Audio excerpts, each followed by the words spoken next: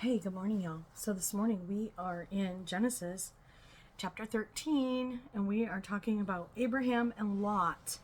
They part their ways. So let's get started. Abraham and Lot part ways. So Abraham went out of Egypt into Negev, and he and his wife and all his possessions, and Lot was with him. And Abraham had become extremely wealthy in livestock and silver and gold.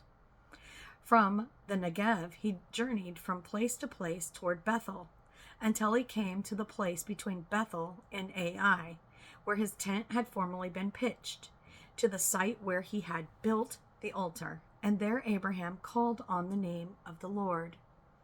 Now Lot, who was traveling with Abraham, also had flocks and herds and tents.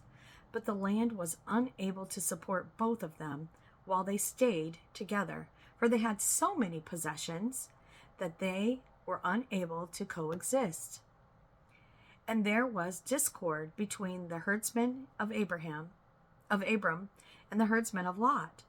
At that time, the Canaanites and the Perizzites also living in the land.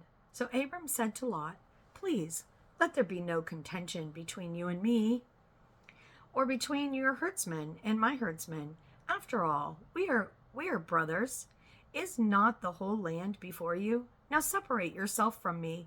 If you go to the left, I will go to the right. If you go to the right, I will go to the left." But notice that God always honors the heart of the giving one.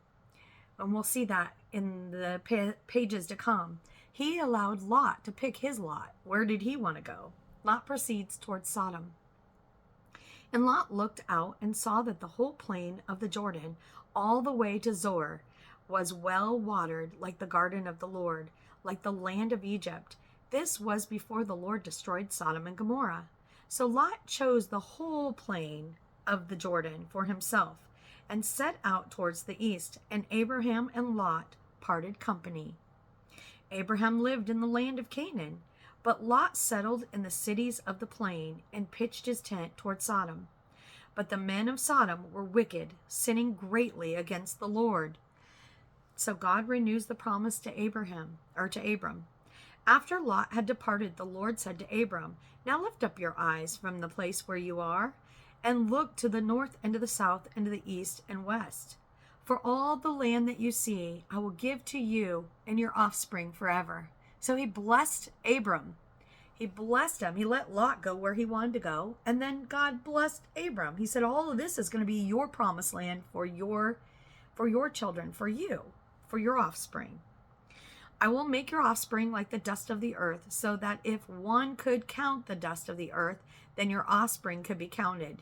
Get up, walk around the land, though through its length and breadth, for I will give it to you."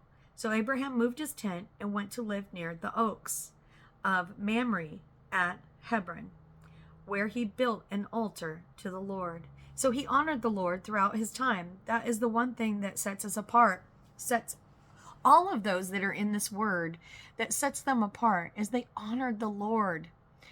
They didn't shake their fist at God. They didn't say, "You're going to give me this," or "You're just going to forgive me for this," or "I'm going to do that." He didn't do that. He honored what the Lord said. He was obedient to God, and God loves an obedient person. So in his obedience, God honored and blessed him.